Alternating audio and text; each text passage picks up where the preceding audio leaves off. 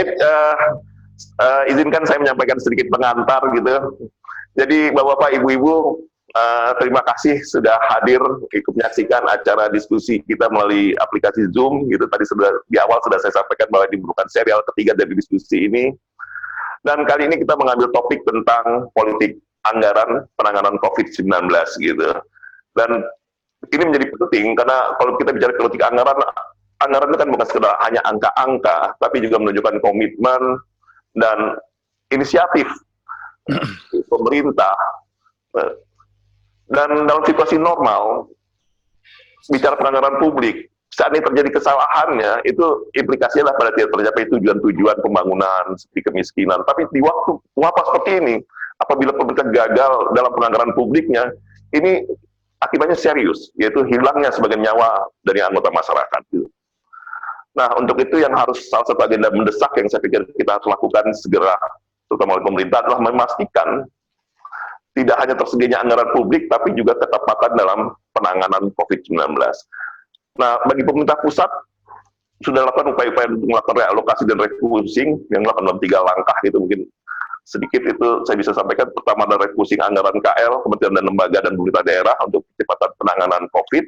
Kedua, itu adalah realokasi cadangan belanja untuk mendukung pelaksanaan gugus tugas. Dan ketiga, itu penghematan belanja KL. Nah, yang menjadi persoalan sekarang, pada level pemerintah daerah, penyusunan anggaran itu dilakukan atas dasar beberapa peraturan-peraturan menteri. Dan ternyata banyak sekali peraturan-peraturan gitu ya, baik peraturan menteri dalam negeri, peraturan bersama, sehingga memang yang menjadi isunya itu adalah hutan rimba regulasi bagi pemerintah daerah. Selain hutan rimba regulasi, juga persoalan yang paling umum dijumpai di banyak pemerintah daerah itu adalah kemampuan fiskal daerah itu sendiri, gitu ya. Ya, kita tahu bagaimana ketergantungan pemerintah daerah terhadap transfer dari pusat, gitu. Nah, mudah-mudahan ini nggak terjadi. Kebetulan kita undang dua bupati dari kabupaten-kabupaten yang lumayan kaya, gitu. Nah, di level pemerintah daerah pusat sendiri muncul persoalan isunya adalah transparansi kan gitu. Ada yang mengatakan bahwa pemangkasan anggaran kementerian lembaga itu seperti nggak ngajak anggota DPR tuh katanya. Ini kan saya hanya melempar diskusi.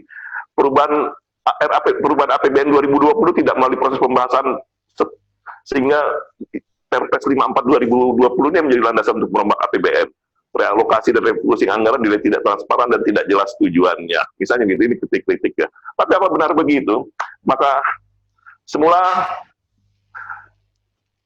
saya senang sekali waktu rencana tadi semula ada Ketua DPR RI Bu Puan, tapi kemudian Bu Puan bilang ya tidak ada yang lebih tepat selain dari Pak Said Abdullah karena beliau adalah Ketua Badan Anggaran. Dan maka kami senang sekali dengan berjumpa dengan Pak Said dan Mbak Said. Ya, sekali lagi atas nama teman-teman Pak, atas nama para peserta kami ingin sampaikan terima kasih dari simpen Bapak di Jakarta masih bersedia berkenan hadir dalam acara diskusi ini ya. Sehingga paling enggak kita dapat informasi dari orang yang hand on ya. Walaupun saya khawatir juga ada Pak Said, ada Pak Dodi, ada Pak Iskandar, jangan-jangan jadi reuni anggota DPR nanti ini kan gitu. Tapi enggak udah. Baik Bapak-bapak, Ibu-ibu, untuk pertama gitu itu sekedar pengantar dari saya gitu kan. Karena muncul pertanyaan bagaimana sih fungsi budgeting DPR RI sendiri dalam mendorong penyediaan dan ketepatan anggaran publik untuk COVID-19 gitu. Dan bagaimana pandemi ini menantang aturan-aturan anggaran dan desain kelembagaan yang ada. Dan banyak pertanyaan yang mudah-mudahan nanti kita bisa dapat penjelasannya dari Pak Said. Silakan Pak Said, waktu pertama dari Pak Said Abdullah, Ketua Banggar Republik DPR RI. Baik, terima kasih Pak Tamrin, para bupati yang hadir, yang semoga ini bukan forum reuni, memang moderator bawaannya enak sekali ini. Baiklah Bapak Ibu sekalian, Assalamualaikum warahmatullahi wabarakatuh. Waalaikumsalam warahmatullahi wabarakatuh. Alhamdulillah saya merasa berbahagia bahwa pada hari ini kami diundang untuk ikut diskusi daring tentang politik anggaran penanganan pandemi COVID-19. Jujur saja, ini adalah extraordinary. Pandemi ini bagi kita semua adalah sebuah ujian, adalah sebuah cobaan. Pandemi ini Kalau kita mengaca kepada tanggal 23 Maret, Rekom Badan Anggaran DPR RI nyata. Kami mengeluarkan 3 rekom. Rekom yang pertama itu segera pemerintah mengeluarkan Perpu tentang defisit anggaran, di mana Undang-Undang Nomor 17 Tahun 2003 mengamanatkan defisit kita hanya 3%, dan itu kita minta supaya bisa 5%. Yang kemudian yang kedua kami minta soal pajak agar diturunkan dari 25 langsung saja ke 20. Yang ketiga, kami minta kepada pemerintah juga agar mengeluarkan Perpu khusus untuk UMKM kita dan sebagainya. Namun seminggu kemudian hasil sharing Badan Anggaran bersama pemerintah, dalam hal ini Menteri Keuangan, Gubernur BI, Otoritas Jasa Keuangan, dan Lembaga Penjamin Sosial, muncullah Perpu nomor 1 tahun 2020. Singkat kata, Perpu itu sudah ditetapkan, sudah dibahas oleh Badan Anggaran dalam waktu 1 hari, dibawa ke paripurna, dan kini Perpu itu sudah menjadi Undang-Undang Nomor 2 Tahun 2020. Oleh karenanya, sekarang ini persoalannya bukan apakah DPR dilibatkan atau tidak dilibatkan. Akan tetapi sejauh mana stimulan pemulihan program pemulihan ekonomi nasional itu sungguh-sungguh akan menciptakan recovery start perekonomian kita. Bahwa masalahnya sudah jelas. Ada wabah pandemi mengakibatkan baik supply maupun demand semua tidak berjalan. Kalau ini terus-menerus kita berkutat pada titik masalah ini, maka kita menjadi tidak bijaksana. Oleh karenanya, dua permasalahan ini menimbulkan dampak terhadap supply dan demand masyarakat, maka kemudian keluarlah kebijakannya. Desain kebijakan pemerintah adalah yang pertama tentu bantuan sosial sebagai bantalan untuk perut masyarakat. Kemudian subsidi terhadap UMKM.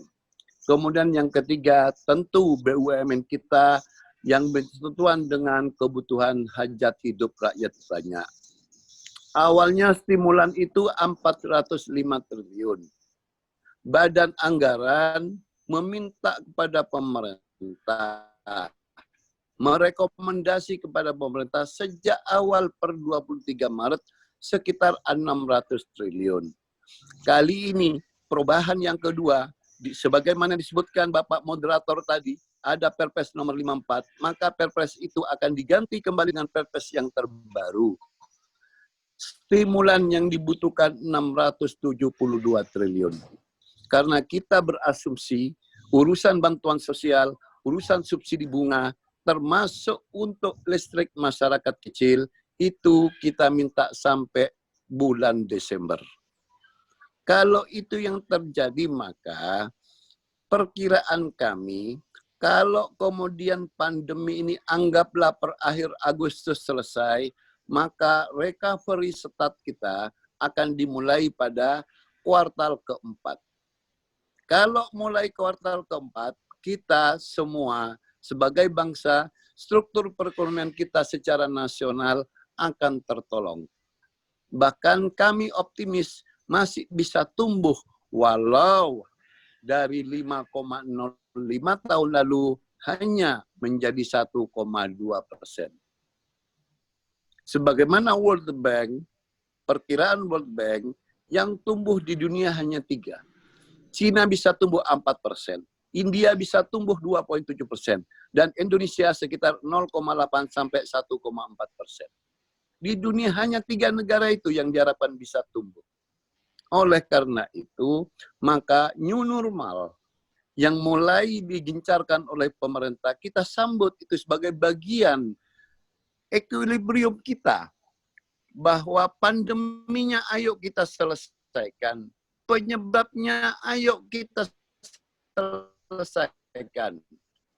tapi pada saat yang sama ayo kita berkompromi juga bahwa ekonomi kita kalau soal penanganan kesehatannya hanya 75 triliun dan kita tambah menjadi 128 triliun, maka dampak ekonominya hampir 546 triliun. Itu pun kalau betul kita akan memulai new normal ini paling lambat 1 September. Ya, ya. Bagaimana kemudian pengawasan DPR dan sebagainya? Saya tidak dalam konteks pengawasan DPR. Karena sebagian kewenangan DPR sudah dilimpahkan kepada pemerintah dengan keluarnya Undang-Undang Nomor 2 Tahun 2020, yaitu tentang Perpu Nomor 1 Tahun 2020. Karena bagi DPR, bagi stakeholder bangsa ini, kita bersatu padu menangani problem ini. Bukan soal kewenangan yang diambil sesaat, tapi kepentingan yang memaksa. Karena hukum tertinggi adalah rakyat. Jangan sampai ada satupun rakyat kita mati kelaparan karena pemerintah abai terhadap ini. Itulah hukum tertinggi, keselamatan rakyat. Oleh karenanya kompromi ini dengan tetap protokol kesehatan yang ketat, social distancing, pakai masker, sering cuci tangan, harus segera pemerintah menarik PSBB ini paling lambat kami harapkan di bulan Agustus. Syukur-syukur pada 1 Juli pemerintah sudah berani melakukan itu.